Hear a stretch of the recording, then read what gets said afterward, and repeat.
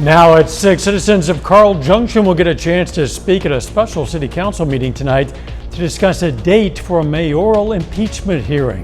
Plus, students in Carl Junction will get a hands-on lesson in farm-to-table food education, and some students in southeast Kansas get a little extra help ahead of the school year. The 4 states' most watched news starts now. Tonight, you can have your voice heard concerning the ongoing mayoral impeachment process in Carl Junction. This is KOAM News at 6. I'm Dow Quick. At 7 p.m. tonight, the Carl Junction City Council will meet to discuss the new date of a public impeachment hearing for Mayor Mike Moss. That hearing was originally scheduled to take place last night, but a continuance was requested by the mayor's attorney and due to scheduling conflicts with people essential to the proceedings. Mayor Moss has been at the center of controversy after allegations of workplace harassment. Following an investigation, the council voted to move forward with articles of impeachment against Moss. Members of the public will have an opportunity to speak during tonight's meeting. KOAM Samantha Walker will have the latest from that meeting on KOAM News at 10. Carl Junction schools are updating their school menu to feature locally sourced foods, connecting cafeteria meals with classroom lessons and the community. As KOAM's Ty Park shows us, this new Farm to School program aims to teach students about nutrition and the food system while supporting local farms and making healthy eating fun. Carl Junction is getting an updated menu this year, updated with local foods. Nutrition and Wellness Director Lindsay Stevenson says, So the program's main goals are to tie in cafeteria, classroom, and community, to bring local foods into our schools, to benefit the community, to help our students learn about the food system, where their food comes from, all that goes into getting the food from the soil to their plate. Heartland Farm to School and Early Care and Education Institute chose from a select few schools. Only 3 schools in Missouri were selected. And then we partner with schools in Kansas and Nebraska as well. We get coaches from the state level to help us implement farm-to-school practices here on our campus. So it's a program borrowed from Vermont Feed, which has been going on for over 20 years. So they have a lot of best practices and standards that we can learn from and follow to implement a successful program here at Carl Junction. Nutrition and how our food system works, but also makes eating the right foods fun. Things that are procured and eaten locally, they taste better, they look better, they have more nutrients available to us because there's less amount of time from the time that it was picked to the time that you're eating it. So I think and I hope that they'll start to enjoy their fruits and vegetables more, and I hope they'll gain a better understanding of where the food on their shelves comes from and how it benefits their body. The Carl Junction menu will change from food sourced from distributors to food grown and raised around the county. The kids being more interested in their fruits and vegetables, but also I hope we gain better connections within our community and help support our community while our students are being supported by their fruits and vegetables. In Carl Junction, Ty Parks, KOAM News. That program is going to feature various fruits and vegetables as they're harvested. This month, that program features watermelons. It's back to school season here in the 4 states, and some students in southeast Kansas and northeast Oklahoma are getting some extra help. Today's back-to-school fair in Baxter Springs offered free school supplies, haircuts, health screenings, clothing, and more. Students from pre-K to 12th grade in Riverton, Baxter Springs, Galena, and Quapaw could also enter to win a bicycle. We're a non-for-profit organization. We have very generous donors that help us out. We go online and try to order as much as we can to give back to the community. That event was held at the Route 66 soda fountain. With so many young students heading back to school in the coming weeks, many proud parents will share their pictures of their kiddos on social media. Just be mindful of revealing personal information. Their full name of their school, grade, age, and other identifiers can be used by predators and scammers. Keep the personal information to a minimum. It'll go a long way to ensuring your kids have a great and safe school year. Let's check in with meteorologist Lindsay Gaffney now for our first look at the weather. Well, temperatures today started to warm right back up to the 90s. We've been enjoying temperatures in the 80s for the past week now, But you can see current conditions out in Joplin about 92, and it feels like about 91, 92, so it's not too far off. Now our overnight low dropping back down to the low 70s, which is about average where we should be this time of year. And we've got clear skies for the remainder of the night. Not many clouds in sight either. Now across the 4 states, a few clouds and a couple of these storms out in our eastern states, but really not seeing a lot going on for the next couple of days other than the heat. Now you can see tomorrow our high temperature forecast is about 94, 95 to 96 degrees. So we're in that window of mid 90s, and our heat index going to be in the upper 90s. Not too high, which is a good thing, but that's going to change as we get later into the week. I'll have those details coming up. See you soon. A 95-year-old woman is dead following a crash in Newton County. Happened just before 9 p.m. last night on US 60, about 5 miles west of Neosho. A car driven by that Cassville woman crossed the center line and struck a pickup head-on. The driver of the pickup, a 35-year-old Neosho man, was transported to an area hospital. The woman died at the scene. Another under-12 All-Star team heads to the World Series. Sports director Ryan Blank has a preview of Frontenac chances at a title coming up. But up first, help with food pantries. A local pantry says it's not always the big things that matter when it comes to giving, but also the little things. I'm Lonnie Walton in Coffeyville. I have that story coming up. A lot of area food pantries say they need your help right now, especially in light of some recent funding cuts. As KOIM's Lonnie Walton reports, all donations are welcome, but some can present their own difficulties. We are giving out like 60 sacks of groceries at least in the last 3 months. Terry Barrett is the president of Salvation Army Community Volunteers in Coffeyville. She says she's thankful for each donation that comes through. We fill sacks of groceries like we try and make meals like with meat and spaghettis and stuff like that. While Barrett is making these snacks for groceries, some customers have difficulty eating the products, mainly because they contain mixed ingredients. People a lot of times they don't have milk, so we have to look for stuff that you just use water. The milk and the eggs are the two things that go, that's in and out. Linda Fralla is the executive director of Genesis Food Pantry. She says mixed ingredients are vital. We can give you cereal, but if you don't have milk, it's going to be a little dry. Spices, salt and pepper, we never get stuff like that. And not only that, what the product is brought in is also important. Glass containers are not a good thing to donate to pantries in. Because if you drop them down and stuff, things get broken so much, and then the people have them in sacks. Like our people come in and they just get the sack of groceries and they have to carry it home. And a lot of times they're walking and they're elderly. And the experts say if you ever have questions on what that pantry's needs are, the best thing to do is just call and ask. Reporting in Coffeyville, I'm Lonnie Walton, KOAM News. Keep in mind there are plenty of food pantries all around the 4 states that welcome donations year-round. A little later, the Joplin Outlaws begin their title defense tonight against the Texarkana Rhinos. Ryan has a preview coming up in sports. And we start heating up as we head through the week. I'll have those details right after this.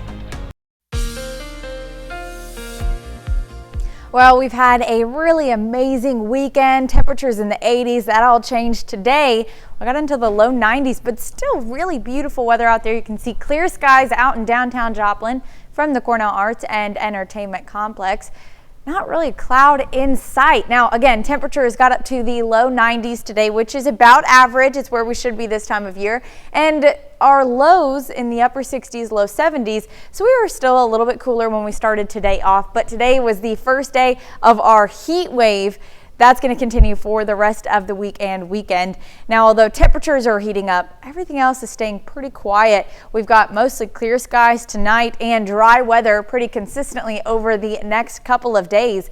Now, as we move through the rest of the evening, we've got low humidity. That's all also going to change. Humidity starts to rise and heat index values start to rise as we get into the weekend. So we do have a couple more days where heat index is roughly 60 to 65. So that's not bad to sticky range during the daytime hours. Now at night we do start to have a little bit higher humidity but lower temperatures, so it evens out. Our low tonight dropping down to the lower 70s. Again, this is average where we should be this time of year. So we only get one day like this before our temperatures really start to spike. But luckily, even though temperatures are spiking, everything else stays Pretty quiet, clear skies through Wednesday morning. A few showers to the north of us. They don't make it in, but we could get some clouds because of that. Now, later in the afternoon, back to the sunny skies across the board. Thursday morning could get a couple of these pop-up storms in southeastern Kansas. Really nowhere else expecting any storms, but you can see out near Caney, Independence, up near Parsons or north of Parsons, Yates Center. That's all going to start to dissipate before it moves into more of our central counties, and then everything clears back out for Thursday night and Friday. Now, we do still have those higher temperatures to deal with. Starting in the morning, we're getting into the upper 80s by 11 a.m. Still sunny all day long, but pretty quick heat up for the high of mid 90s. Heat index on Wednesday is only going to be in the upper 90s to low hundreds. So we're not expecting a big heat risk there, minor to moderate risk. That'll change as Thursday. We get into that moderate, even patchy, major risk. And then Friday, which is our hottest day on the forecast, we've got major risk across the board in Missouri side, southeastern Kansas, even into northeastern parts of Oklahoma. Now, Arkansas still looking pretty good. Benton County, not too bad. Our heat index, though, is going to be high. Wednesday, upper 90s, so we're not quite high enough to see a heat index or a heat advisory issued. We could see one on Thursday, especially in Oklahoma and even parts of Kansas as well, with that heat index nearing 100. And then getting into Friday, we're going to be above 100 for all of us. Our range is about 102 to 110, 105 in Joplin, 109 Independence and Sedan. So we're definitely going to see these high temperatures, high heat index values Thursday, Friday, and even into Saturday. Now, storm chances start to kick back off Saturday and into Sunday, leading into Monday morning, and that's a cold front that's going to drop our temperatures a little bit to start next week. Oh, a little bit of a drop is something anyway. Definitely is. We'll need it for sure. Thanks, Lindsay. If you're looking for events right here in the four states of any sort, but you don't know where to turn, well, we've got you covered. This handy QR code will take you straight to the events page of our website, koamnewsnow.com. Just scan it with your phone. You'll find information on all kinds of upcoming family fun events, including plenty of information on back-to-school events. The events page at koamnewsnow.com. One sure sign summer is almost over happens when the Joplin Police Department throws its final party in the park for the year. Visitors and families are invited out to Parr Hill Park for hot dogs and cool drinks, a splash pad, and a chance to check out some first responder vehicles. That party is going to take place from 4 p.m. until 7 p.m. this coming Friday. Still ahead, the Mid-America League playoffs begin this evening with the Joplin Outlaws looking to become repeat champions. A preview of their game is next. Plus, another local Little League team is World Series bound. We're going to find out which squad is heading to the big stage in Branson.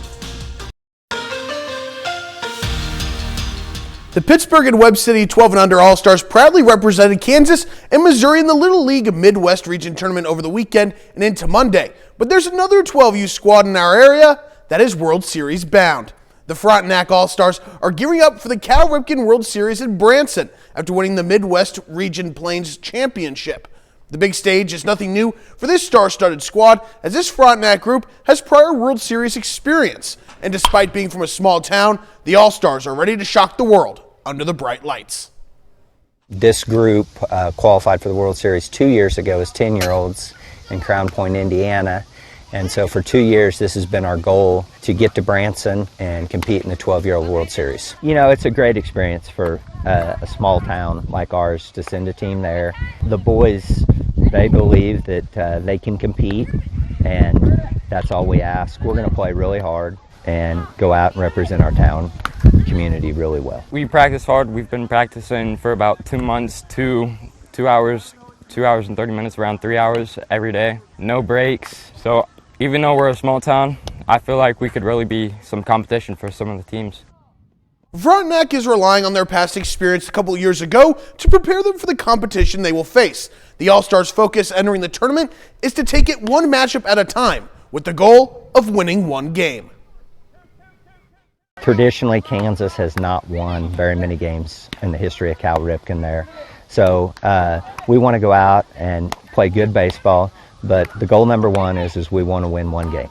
and then we'll go on to the next game and from there. With our past experience a couple years ago, where we're at with our pitching, I don't think that's out of the rim of possibilities for us to make the championship bracket. But number one, we want to win a game. The fact that we're even there, I mean, that's really exciting. And the fact that they're going to figure out who we are after this, it's going to be fun. They probably don't even know where we're from, so we're just going to show them how we play.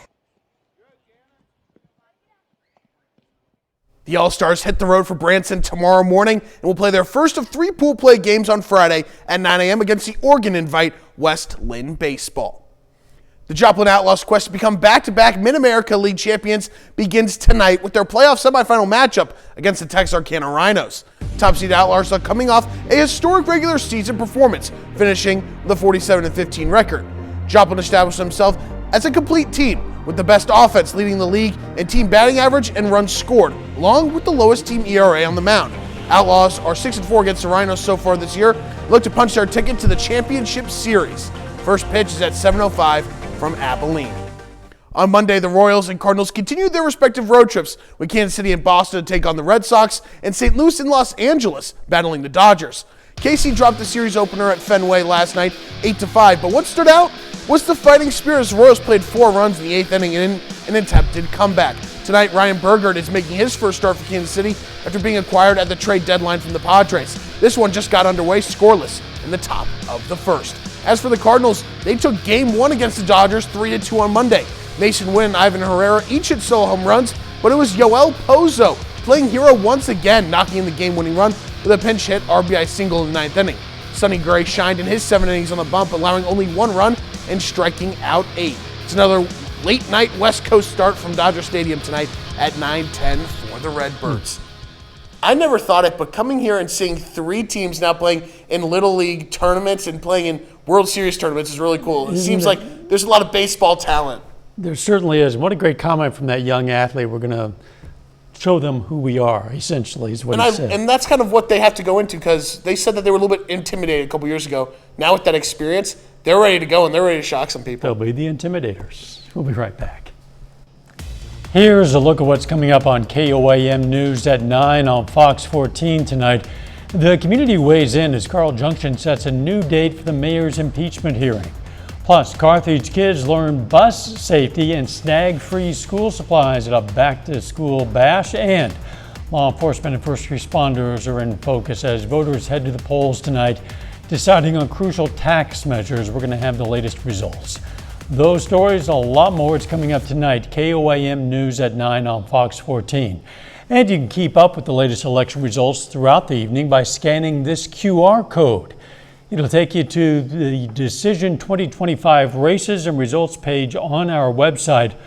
Once there, you can get race updates in real time. There's also information on how to find election resources in your specific area. That's the races and results page on KOAMnewsnow.com.